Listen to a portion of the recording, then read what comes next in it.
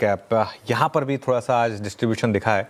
वैसे ख़राब दिन नहीं है, लेकिन फिर भी जो पिछले कुछ दिनों की आदत लग गई थी, कुछ दिनों की जो स्विंग थी, उसके मुकाबले ज़रूर आज थोड़ा सा आपको एक नेगेटिविटी शायद देखने को मिली, खासतौर से जो आप एडवांस डिक्लाइन देखें उसमें। खैर आगे बढ़ते हैं। Shreya Veeru, good afternoon. Good afternoon. और बिल्कुल सही बात कही आपने। देखिए, मार्केट हाई साइड से थोड़ा फिसला, लेकिन निचले स्रोत से भी रिकवरी दिखाने की भी कोशिश कर रहा है। ब्रॉडर मार्केट्स थोड़ा तंग कर रहे हैं, इसलिए आपको ब्रेथ थोड़ी डिक्लाइंस की ओर झुकती हुई नजर आएगी। लेकिन सबसे बड़ा सवाल ये कि जिस तरीके से मार्केट रिएक्ट कर रहा है, तो अभी सवाल उठाना सही होगा कि क्या लॉन्ग मच्योर्ड हो गए, लॉन्ग ट्रेडर मच्योर्ड हो गए? अगर हाँ, तो अब क्या स्ट्रैटेजी होगी, कौन से लेवल्स इंपॉर्टेंट होंगे, कैसे नेविगेट करेंगे इस मार्केट को? बिल्कुल। तो देखिए श्रेया, सबसे पहली बात तो ये कि थोड़ा सा मुझे लग रहा है कि अब यहाँ पर संभल कर चलने की ज़रूरत है।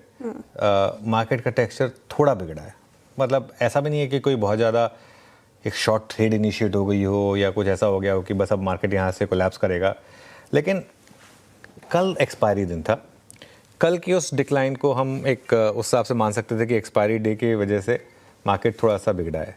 लेकिन आज के जो इंटरनल्स हैं ना, वो ख़राब है मार्केट के, और उसका सबसे बड़ा एग्जांपल है मार्केट ब्रेड्थ।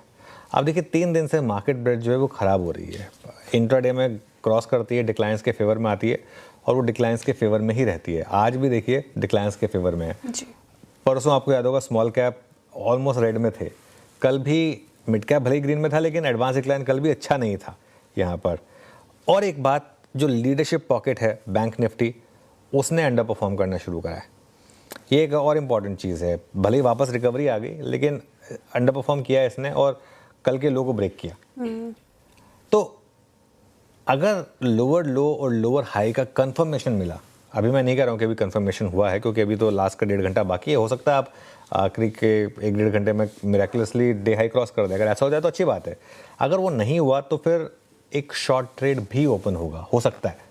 डिपेंड करता है आज की क्लोजिंग कहाँ पर होगी। शॉर्ट ट्रेडिंग का कंफर्मेशन, जैसा मैं कह रहा हूँ, आज की क्लोजिंग में मिलेगा, आज की क्लोजिंग में। लेकिन एक सेंस मार्केट दे रही है कि अगर आज के लो को आप वापस अगर रिविजिट करें, 25,050 के अगर नीचे वापस आए, तो अपनी लॉन्ग पोजीशन से बाहर हूँ।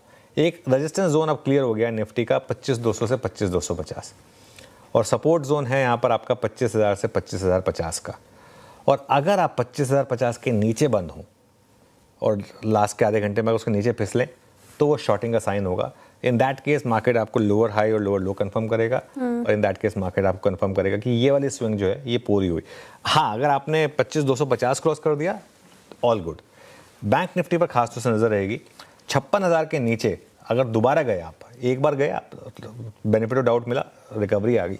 56,000 के नीचे अगर आप दोबारा गए, तो आप अपनी लॉन्ग पोजीशन से फिर बाहर निकले, क्योंकि 56,000 के नीचे 55,500 भी आ सकता है। देखिए, इस मार्केट में ना ट्रेंड्स बहुत तेज़ी से बदलते हैं, आपको पता नहीं चलता, उससे पहले ट्रेंड बदल जाता है। तो इसके लिए हमको उसमें फंसना नहीं है। हमने एक अच्छी लॉन्ग ट्रेड स्विंग एंजॉय की है, हमको उसका प्रॉफिट एंजॉय करना है। इसीलिए उस ट्रेलिंग स्टॉप लॉस की अहमियत है। उसी हिसाब से 56,500 पर अब बड़ी रेजिस्टेंस है। अब आप कहेंगे कि जो मेरा सुबह का व्यू था कि वो ऑल टाइम हाई वाला बैंक निफ्टी का व्यू, बिल्कुल वो इंटैक्ट है। डिपेंड्स ऑन अगर रीसेंट लो बचते हैं या नहीं बचते, मतलब ये 55,800 ये लेवल बचता है या नहीं बचता है। तो हर चीज़ जो है ना, वो you have to align with time, time के हिसाब से। लेकिन आज का जो टेक्सचर है थोड़ा सा मुझे थोड़ा सा ख़राब